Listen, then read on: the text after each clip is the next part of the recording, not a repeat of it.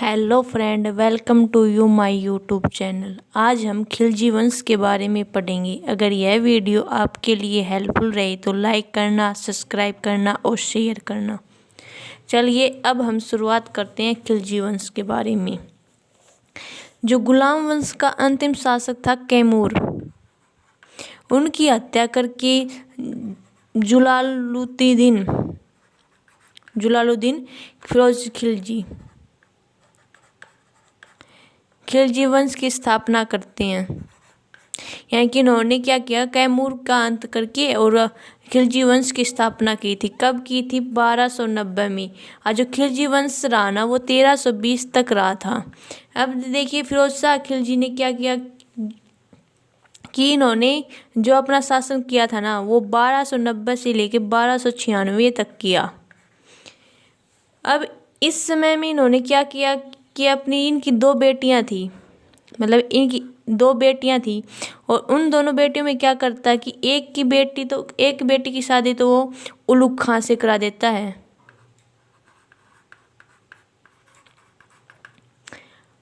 और एक बेटी की शादी करा देता है अलाउद्दीन खिलजी के साथ।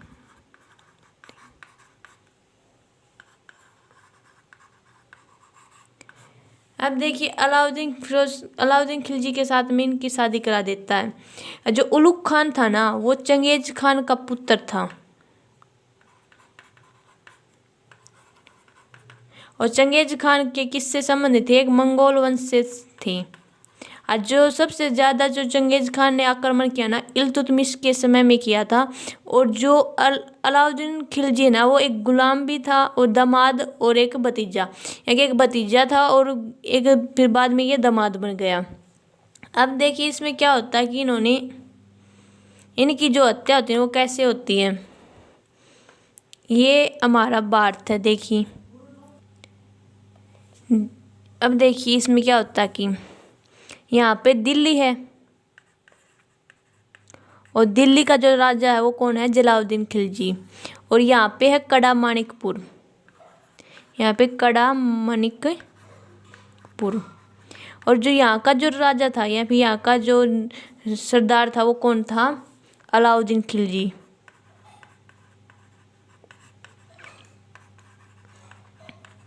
और यहाँ पे है देवगिरी गुजरात में।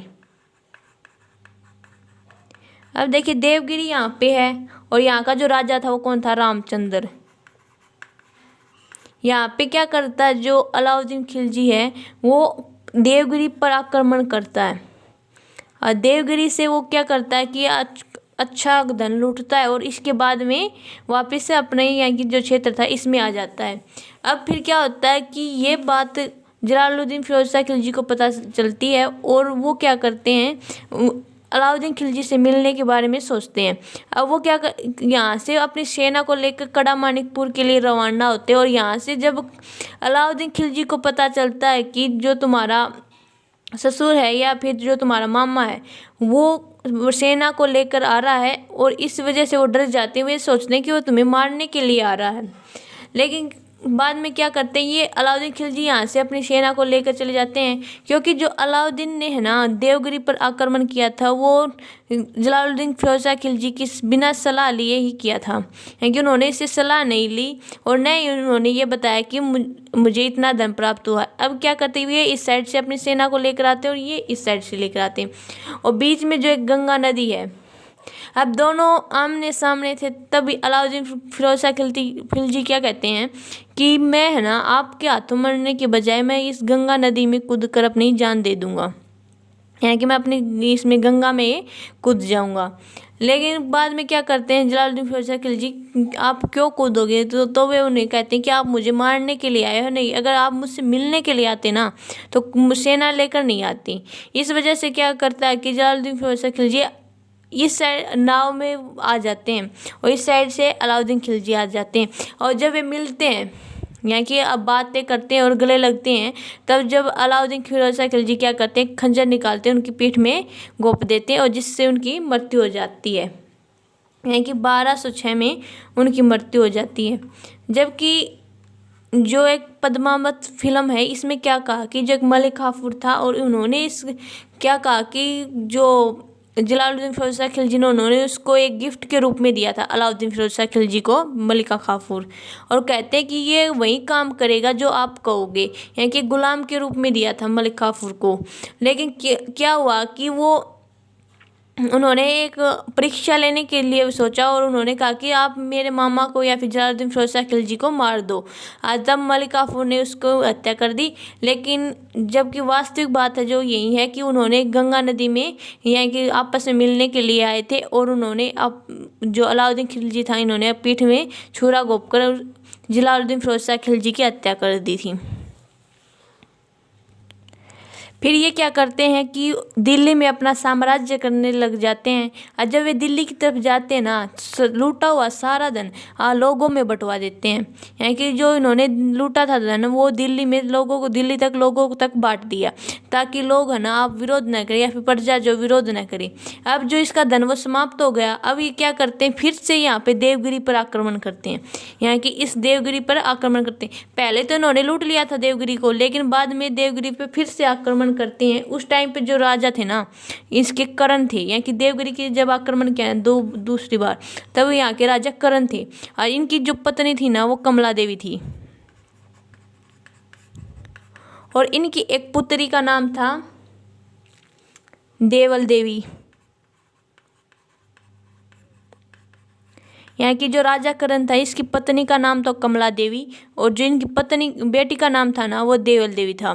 अब क्या करते हैं, जब ये आक्रमण करते हैं ना तो उन्होंने क्या किया कि ऐसे सोचा कि वो उनकी पत्नी को भी बंदी बनाकर ले जाएं वो। लेकिन वो उस डोली में क्या होता है कि कमला देवी की जगह उसकी बेटी बैठ जाती है, यानी कि देवल देवी बैठ जाती है अपनी माँ को हटाकर। और वो अब लेकर जाते ना जब अलाउद्दीन फिरोज शाह खिलजी के पास में, वो देवल देवी नहीं पाते। और वो क्या करते हैं कि अब अलाउद्दीन फिरोज शाह खिलजी को धोखा लगता है। और इसके लेकिन एक बेटे थे खिजर खां, उन्होंने क्या कहा कि इसकी शादी मेरे साथ करवा दो, यानी कि जो उनकी पुत्री थी ना करण देव की, देवल देवी, उसकी शादी खिजर खां के साथ में करवा दी गई। अब देखिए जो अलाउद्दीन फिरोज शाह खिलजी उन्होंने अपना शासन कैसे किया। देखिए अलाउद्दीन फिरोज शाह खिलजी के नाम पे है ना इनका जो बचपन का नाम पूछा जाए, यानी कि इनका जो बचपन का नाम था ना वो अली गुरसब था। अगर इनका बचपन का नाम पूछा जाए तो वो क्या था, अली गुरसब। और ये 1296 में सुल्तान बने थे। कहाँ के बने थे, दिल्ली के। अब इन्होंने क्या किया कि जो इनके आक्रमण किए थे इन्होंने सुल्तान बनने के बाद में, वो देखिए। एक तो इन्होंने क्या किया कि 1298 में यानी कि राज सुल्तान बनते मैंने बताया था इनका लूटा हुआ जो धन था इन्होंने प्रजा में बांट दिया, ताकि जो प्रजा वो विरोध न करे और वो अच्छी तरह से शासन को चलाए। अब क्या होता है कि वो बाद में फिर से देवगिरी पर आक्रमण करते हैं, और वहाँ के जो राजा थे वो मैंने बताया था करण थे उस टाइम पे। और इसके बाद में क्या करते हैं, वो 1303 में आक्रमण करते हैं चित्तौड़ पे। देखो उन्होंने चित्तौड़ पर आक्रमण क्यों किया था, क्योंकि इन्होंने लोगों से सुना था कि जो एक चित्तौड़ का राजा था राजा रतन सिंह, जो इनकी पत्नी है ना वो बहुत खूबसूरत है। यानी कि इन्होंने लोगों से सुना था कि इनकी जो राजा रतन सिंह की पत्नी है वो पद्मावती बहुत सुंदर है, यानी कि उस जैसी नारी इस दुनिया में कोई है ही नहीं। इस वजह से वो चित्तौड़ पर आक्रमण करते हैं। वो चित्तौड़ पर आक्रमण चलाना वो 6 महीने चला था, और 6 महीने चला तो उसने क्या किया कि जो ये राजा रतन सिंह के जो सेनापति थे उनको रिश्वत देकर या फिर उनको लालच देकर अपनी तरफ कर लिया, और उन्होंने रात में आक्रमण किया और महल के किले में, और जिससे राजा रतन सिंह की मृत्यु हो जाती है। लेकिन जो इनकी जो पत्नी थी पद्मावती, वो क्या करती है, सभी नारी जो महल में औरतें थी उनके साथ में मिलकर जोहर कर लेती है। यानी कि रानी जो पद्मावती थी इन्होंने जोहर कर लिया, और इन्होंने जब आक्रमण 6 महीने चला था। इसके अलावा इन्होंने क्या कि दक्षिण भारत पर आक्रमण किया।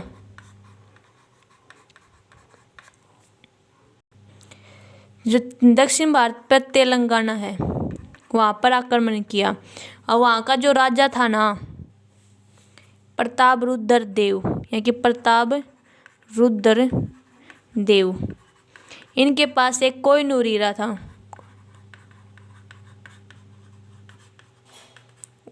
देखो दक्षिण भारत पर इन्होंने अलाउद्दीन फिरोज शाह खिलजी खुद न जाकर, यहाँ की इनका एक गुलाम था कौन मलिक काफूर, इन्होंने आक्रमण किया था। मलिक काफूर कौन थे, देखिए इन्होंने है ना गुजरात पर विजय प्राप्त करने के बाद में 1000 दिनार में इन्होंने खरीदा था। लेकिन 1000 दिनार में खरीदा था, एक गुलाम था, लेकिन ये बाद में इसका इक्का साबित होता है, क्योंकि इन्होंने बहुत सारे यहाँ की बिना राजा की सहायता से कई यहाँ के क्षेत्रों को जीत कर दिया। तो दक्षिण भारत पर जो आक्रमण किया ना, वहाँ पर अलाउद्दीन खिलजी नहीं जाते, जबकि जो मलिक काफूर जाते हैं और राजा जो प्रताप रुद्रदेव था इनको हरा देते हैं, और जो कोहिनूर हीरा था ये उनको ला कर देते हैं। और जो कोहिनूर हीरा कहाँ पर मिला था, वो गोलकुंडा में मिला था, यहाँ की गोलकुंडा की खादान थी, वहाँ पर मिला था। यहाँ की गोलकुंडा के खदान है वहाँ से प्राप्त हुआ था जो प्रताप रुद्रदेव को, और वो कोहिनूर हीरा बाद में कहाँ पर ले जाते हैं, अलाउद्दीन फिरोज खिलजी के पास में ले जाकर दे देते हैं विजय के बाद में। अब देखिए जो पद्मावती ग्रंथ है, यहाँ की जो एक पद्मावती ग्रंथ लिखा था वो किसने लिखा था, मोहम्मद जासी ने लिखा था। इसमें इस अलाउद्दीन फिरोज खिलजी और रतन सिंह और पद्मावती के बारे में जिक्र किया गया है। और इसके अलावा जो पद्मावती, अब देखो चित्तौड़ पर विजय प्राप्त करने के बाद में उनको लेकिन पद्मावती प्राप्त नहीं होती है। अब पद्मावती प्राप्त नहीं होती तो उनको वह क्या करते हैं कि चित्तौड़ का भी नाम बदल देते हैं, खिजरवाबाद कर रख देते हैं। क्या रख दिया इन्होंने, खिजरबाद, खिजर, यहाँ की खिजराबाद। ये खिजराबाद किसके नाम पर रखा था, जो इनका पुत्र था खिजर खां, इनके नाम पर रखा था।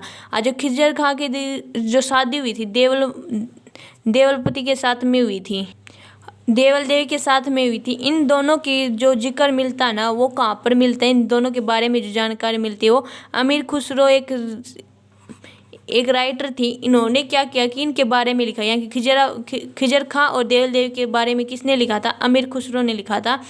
जबकि जो पद्मावती ग्रंथ था वो किसने लिखा था, मोहम्मद जासी ने लिखा था, जिसमें राजा रतन सिंह और पद्मावती के बारे में बताया गया और इसमें अलाउद्दीन फिरोज खिलजी के बारे में भी बताया गया है। अब देखिए आगे जो मैंने अमीर खुसरो के बारे में बताया है वो कौन थे। अमीर खुसरो ने इन्होंने एक तो तबला और एक सितार ये बनाए थे, इसलिए इनको ना तबला और सितार का जनक कहा जाता है। इसके अलावा इनको ना तोता ए हिंद भी कहा जाता है। हाँ, जो इनका जन्म हुआ था ना वो कब हुआ था, 1253 ईस्वी में बदायूं के पास हुआ था। अब बदायूं मैंने बताया था यूपी में है। फिर जो अलाउद्दीन फिरोज खिलजी थे इन्होंने क्या किया कि सेना के लिए बहुत से कार्य किए थे, यानी कि सेना के लिए बहुत से कार्य किए थे। इन्होंने कौन कौन से किए थे, एक तो नगद वेतन, फिर इन्होंने क्या किया कि स्थायी नेता,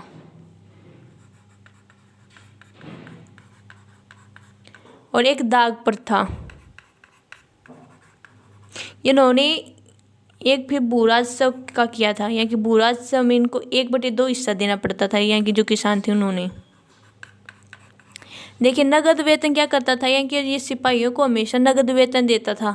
और वो उन्होंने क्या किया कि कुछ स्थायी नेता बना दी जो उनका राज्य को संभालते थे, करते थे। और इनके बाद में इन्होंने है ना भ्रष्टाचार को रोकने के लिए ना घोड़ों पर या फिर जो घोड़ों पर इन्होंने दाग लगाना शुरू कर दिया, और जिसको हम दाग प्रथा कहते हैं, ताकि भ्रष्टाचार को कम किया जा सके। अब जो किसान थे उनको ना भूराजस्व में 1/2 हिस्सा देना पड़ता था। और एक इन्होंने देखो खुम्स शुरू किया था। इसमें क्या होता था, देखिए पहले जो सुल्तान है ना लूटा हुआ धन लेता था 1/4 हिस्सा, और जबकि सैनिकों को मिलता था 3/4। यानी कि जो लूटा हुआ धन होता था ना उसमें तो 3/4 हिस्सा तो सैनिकों का होता था, और सुल्तान का जो हिस्सा होता था वो 1/4 होता था। अब क्या हुआ कि इन्होंने क्या किया, ताकि जनता भूखी भी न रहे और ज़्यादा अमीर भी न रहे, इस वजह से इन्होंने क्या किया कि जो इसमें भी परिवर्तन कर दिया, यानी कि 3/4 हिस्सा तो सुल्तान लेगा, और जबकि जो सैनिकों को मिलेगा ना वो 1/4 हिस्सा मिलेगा। यानी कि इन्होंने क्या किया, सैनिकों को लूटा हुआ धन में से 1/4 हिस्सा देने लगा और सुल्तान को यानी कि अपने पास 3/4 हिस्सा रखने लगा। इन्होंने फिर इसके बाद में स्थापत्य कला में कई कार्य किए। एक तो इन्होंने अजार खंबा महल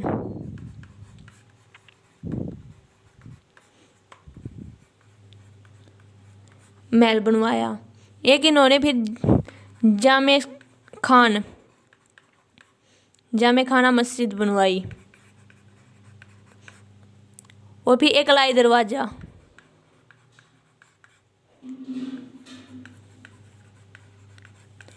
और एक सीरी का किला।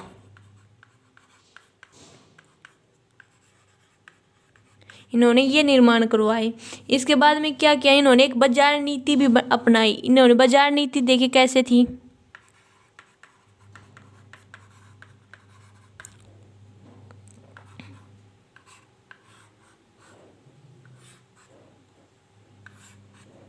देखिए इसमें एक तो इन्होंने दीवान ए रियासत बना दी,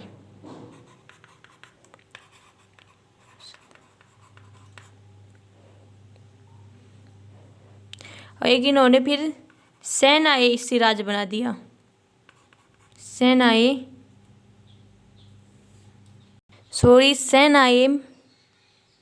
मंडी बनाया था, और एक इन्होंने बरीद बना दिया, और एक गुप्तचर बना दिया।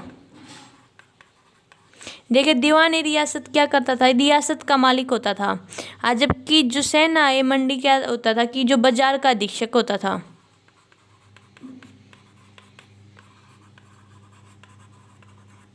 और जो बरीद था ना वो घूम घूम कर चेक करता था।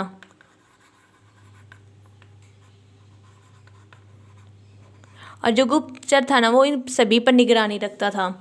अब देखिए इन्होंने क्या किया, बाजार नीति में इन्होंने एक फिक्स रेट रख दिए सभी चीज़ों के, और कहा कि अगर कोई इससे भी ज़्यादा मतलब कि भाव में बेचेगा ना तो उसका जो है ना शरीर का या फिर लोगों को या फिर कम चीज़ें देगा, अगर जितनी कम चीज़ें देगा या फिर ज़्यादा भाव, जितने ज़्यादा भाव में बेचेगा उससे उतना ही मतलब उसका शरीर का मांस काट लिया जाएगा। इसके बाद में क्या होता है कि इनकी मृत्यु हो जाती है। लेकिन इनके जो शासनकाल में ना सबसे ज़्यादा मंगोलों का आक्रमण हुआ। मंगोलों का आक्रमण क्यों हुआ, क्योंकि इसकी एक और बहन थी, यानी कि जो इसकी पत्नी थी ना इसकी एक और बहन थी, आज इसकी शादी एक उलुग खां से हुई थी जो मंगोल वंश से संबंधित था। इसके अलावा क्या होता है, इसकी जो बाजार नीति थी इसकी जो व्यापक जानकारी मिलती है ना वो जियाउद्दीन द्वारा एक पुस्तक है, जियाउद्दीन बर्नी की एक पुस्तक है, उसमें जो बाजार नीति की उसकी सभी जानकारियाँ मिलती है। इसको ना एक सिकंदर एशानी के नाम से भी जानते हैं। सिकंदर एशानी क्यों कहा गया, क्योंकि यह है ना पूरे संसार पर कब्जा करना चाहता था या फिर बहुत सारा क्षेत्र जीतना चाहता था, इस वजह से ना सिकंदर एशानी कहा गया। और इन्होंने जो अपना है ना राज्याभिषेक करवाया वो बलबन के महल में करवाया।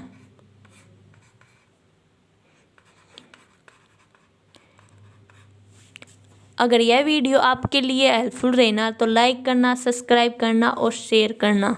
Thank you.